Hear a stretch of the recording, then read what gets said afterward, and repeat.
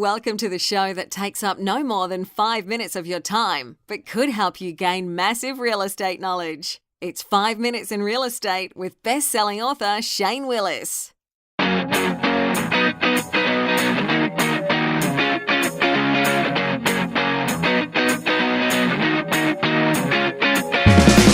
Hello, it's Shane Willis, Pensacola real estate expert, bringing you today's episode.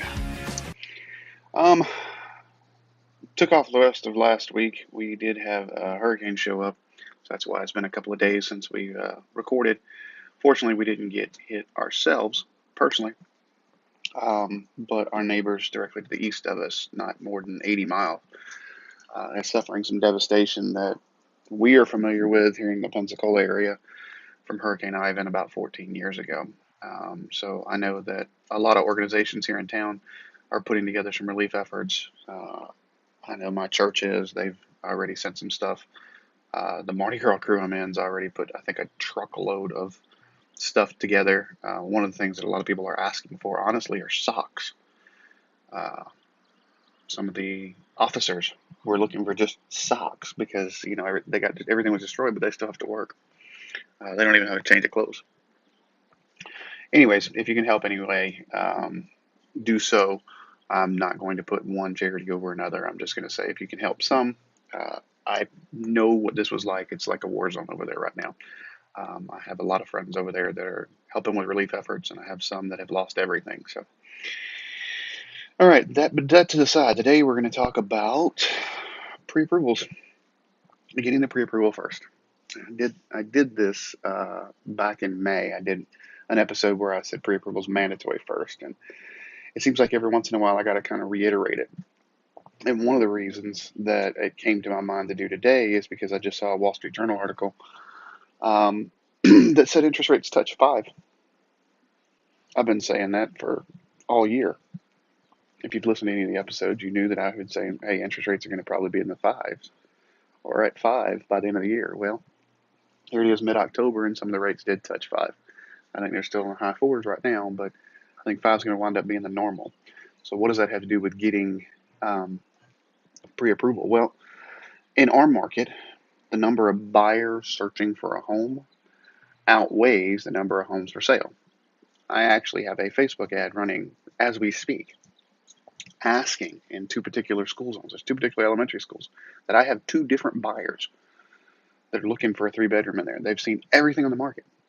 Nothing is there that meets their needs. So I have literally Facebook ads going, hey, are you even considering selling? Because if you are, reach out to me. Let's talk, because I have 2 buyers right now, and I know other agents that have buyers looking at the same thing. So in most markets, the number of buyers definitely outweigh the number of houses on the market.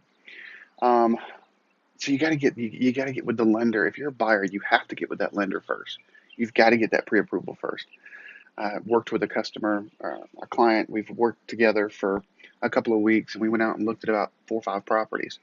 Added one to the list, went over, looked at it, made all kinds of sense. They wanted to do one more thing with their financing.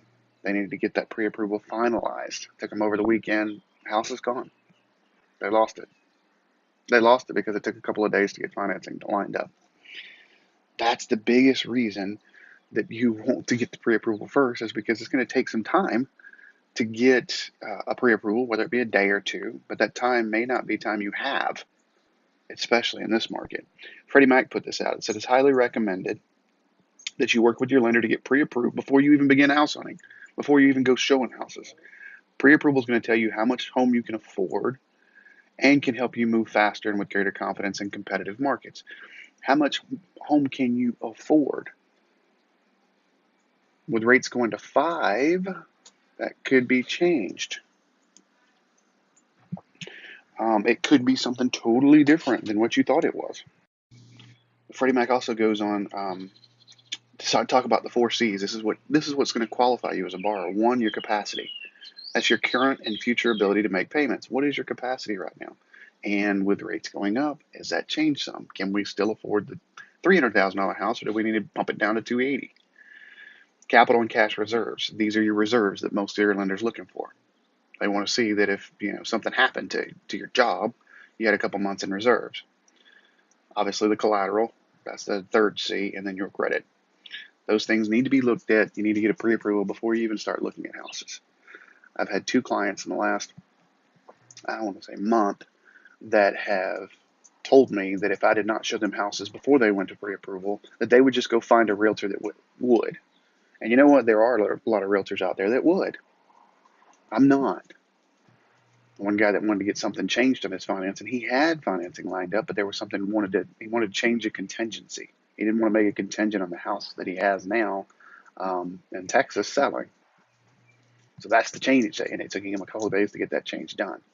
But he did have a pre-approval in hand.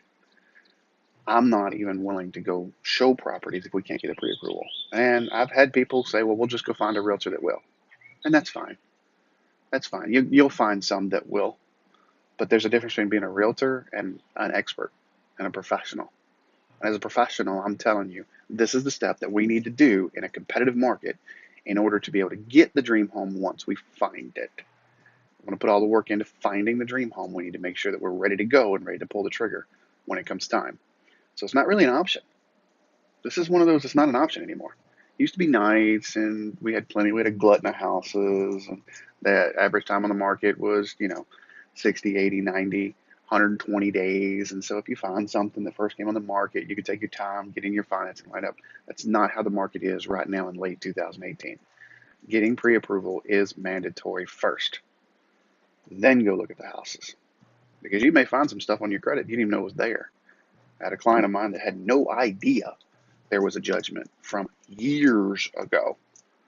Didn't even know what it was. Took him about 6 weeks to get it cleaned off. We hadn't looked at any houses yet. Took him about 6 weeks to get it cleaned off. After we got it cleaned off, we're good to go. He just closed on his house 4 weeks ago. But we would have closed 6 months ago. He just didn't know what you don't know. And sometimes your little free credit checks don't show everything. Anyways, pre-approval first. That's mandatory. So, all right, that's all I got for you today. As always, if you've not subscribed to get the tips, tricks, graphs, infographics, get over to 5minutesinrealestate.com. It's 5minutesinrealestate.com. Also, get over to our Facebook page, facebook.com/Shane Willis, the Realtor. And I hope you found some value in this episode. And if you did, do me a favor, share it on social media. Have a good Monday, everyone.